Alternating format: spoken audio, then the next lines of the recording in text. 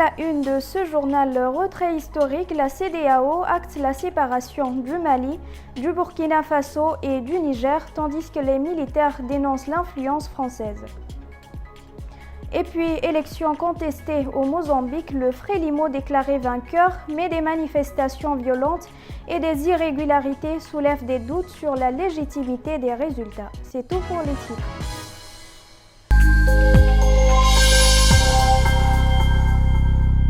Chers téléspectateurs, bonsoir et ravi de vous retrouver sur le journal international de Tchad Info.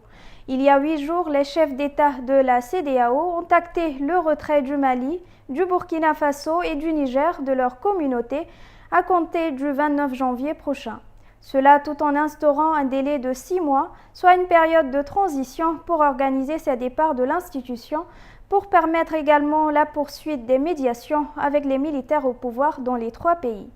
Les militaires ont fustigé cette décision de CEDEAO en rejetant ces 6 mois de transition et ont accusé directement la France d'en être à la manœuvre. Affichant les armoiries des 3 pays, le communiqué de l'Alliance des États du Sahel, lu à la télévision par le colonel Amadou, l'un des proches d'Assimi Goïta, est titré « Déclaration des chefs d'État ». Pour les leaders des juntes, le délai de 6 mois imposé par la Communauté économique des États de l'Afrique de l'Ouest est une manipulation, une tentative de déstabilisation de l'AES, téléguidée notamment par les autorités françaises. La décision de prolonger pour 6 mois le retrait du Burkina, du Mali et du Niger de la CEDEAO comme entend une énième tentative qui permettra à la junte française et à ses supplétifs de planifier et de conduire des actions de déstabilisation contre l'AES, affirme le colonel Amadou. S'il fustige la CEDEAO dans ce communiqué commun, les militaires au pouvoir au Mali, au Niger et au Burkina Faso ne font aucune annonce diplomatique comme le rappel de leurs fonctionnaires qui travaillent pour l'institution. Ils mettent toutefois l'accent sur les questions sécuritaires. Le Collège des chefs d'État de la Confédération décide de mettre les forces de défense et de sécurité en état d'alerte maximale, appelle les populations de l'AES à redoubler de vigilance et à rejeter les propositions d'enrôlement au sein de groupes terroristes, ajoute le colonel. Alors que la CEDEAO envisageait une poursuite des médiations menées notamment par le Togo et le Sénégal, l'AES semble fermer cette porte diplomatique en dénonçant des manœuvres de déstabilisation initiées par une poignée de chefs d'État qui imposent leur desiderata.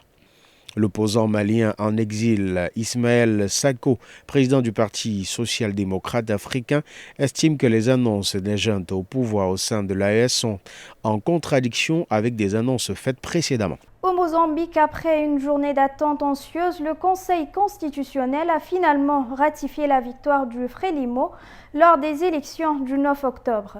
Daniel Chapo, le candidat du parti au pouvoir depuis l'indépendance de 1975, a été déclaré vainqueur avec plus de 65% des voix. L'opposant Venancio Mondlane conteste depuis plus de 2 mois les résultats de ces élections générales marquées par des irrégularités.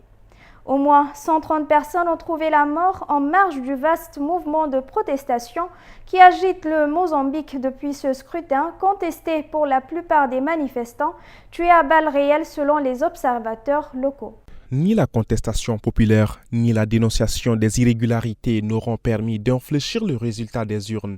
Le candidat du Frélimo, Daniel Chapo, a été déclaré vainqueur de la présidentielle mozambicaine avec 65,17% des voix.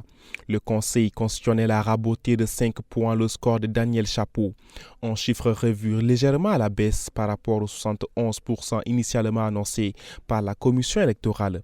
L'opposant Venancio Mondlane récolte quant à lui 24,19% des suffrages selon la Cour constitutionnelle. Et Oussoufo Mohamed Delarenamo engrange 6,62% des voix. La validation définitive de ces résultats risque bien de relancer la contestation populaire qui embrase le Mozambique depuis 2 mois. Ce lundi, la capitale Maputo était quasiment vide, certaines routes fermées par des barricades, d'autres axes contrôlés par les forces de sécurité. Dans la foulée de l'annonce des résultats, Daniel Chapo a appelé au dialogue pour dépasser les différends. Mais il ne semble pas avoir été entendu par ses adversaires qui ont rejeté ces chiffres dès leur annonce sur les réseaux sociaux. Venancio Moodlane, qui vit caché depuis le scrutin, a dénoncé un pouvoir illégitime et illégal et affirmé qu'il ne comptait pas mettre fin à la contestation. « Nous devons continuer le combat, rester unis et forts », a-t-il déclaré. L'opposant en exil Venancio Moodlane avait déjà appelé à un nouveau soulèvement populaire d'une ampleur jamais vue en cas de victoire définitive du Frelimo. Venancio Moodlane avait pronostiqué le chaos en cas de confirmation de l'élection de Daniel Chapo, alors que Maputo ressemblait à une ville morte hier avec un fort déploiement policier autour des lieux de pouvoir. Des incidents ont éclaté à travers le Mozambique, barricades, des pneus brûlés sur les boulevards, incendies de piges et d'agences bancaires, attaques des commissariats et des bâtiments administratifs ont été rapportés. L'investiture du nouveau chef de l'État mozambicain est prévue pour le 15 janvier. Aux États-Unis, Joe Biden continue d'user de son pouvoir présidentiel avant de passer le pouvoir à Donald Trump dans moins d'un mois. Aujourd'hui, le président démocrate a décidé de commuer la peine de 37 condamnés à mort. Une décision à la demande d'organisations de défense des droits humains. C'est l'une des décisions les plus radicales contre la peine de mort dans l'histoire récente des États-Unis. Joe Biden commue la peine de la quasi-totalité des prisonniers se trouvant dans le couloir de la mort de la justice fédérale. Ils vont désormais purger une peine à perpétuité sans possibilité de libération conditionnelle.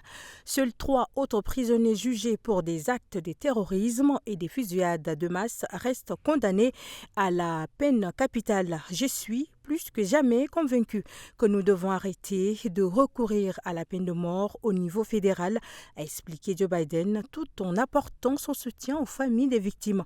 Cette décision concerne uniquement les prisonniers condamnés par la justice fédérale. Il faut savoir que les États-Unis, eux, recourent bien plus souvent à la peine de mort. Il y a aujourd'hui près de 2300 prisonniers en attente d'exécution dans le pays. Dans l'est de la RDC, la guerre continue à opposer les rebelles du M23, soutenus par le Rwanda voisin, et les forces armées de la République démocratique du Congo, eux appuyés par des milices locales.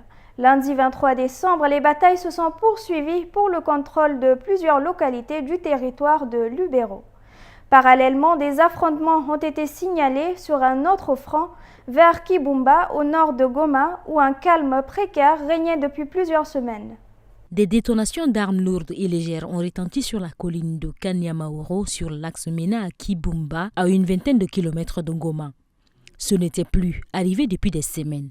Les premiers tirs ont été signalés lundi en début d'après-midi.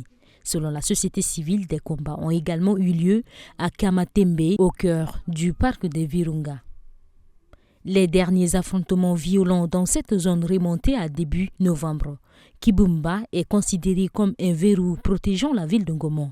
Il y a 2 ans, le M23 avait accepté de s'en retirer au profit de la force de la communauté d'Afrique de l'Est. Mais depuis, les forces armées de la RDC n'ont jamais récupéré le contrôle de l'ensemble de la localité. Plus au nord, dans le Lubero, un autre front se poursuit. L'armée congolaise a poursuivi lundi sa contre-offensive. Dimanche 22 décembre, elle a eu recours à des hélicoptères de combat pour pillonner les positions rebelles. Objectif, tenter de reconquérir la localité stratégique d'Alimbongo, tombée aux mains du M23 et de ses alliés il y a une semaine au cours d'une offensive éclair. Depuis, les forces armées de la RDC ont déjà repris Ndoluma et Mambasa au terme de violents combats. Mais la situation y reste volatile. Mesdames et messieurs, ainsi s'achève l'édition. Merci de l'avoir suivi. Rendez-vous demain à la même heure.